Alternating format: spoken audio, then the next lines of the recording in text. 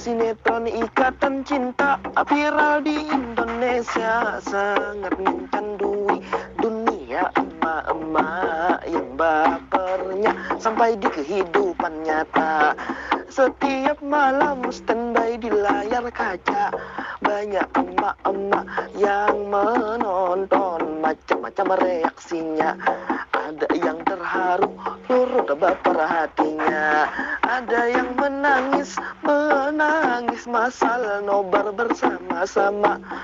Ada yang kesal dengan karakter Elsa, sampai televisi dipukul-pukulnya. Begitu juga yang terjadi dengan emak saya, suka marah-marah dengan sinetronnya. Akhirnya TV di rumah saya pecahkan saja.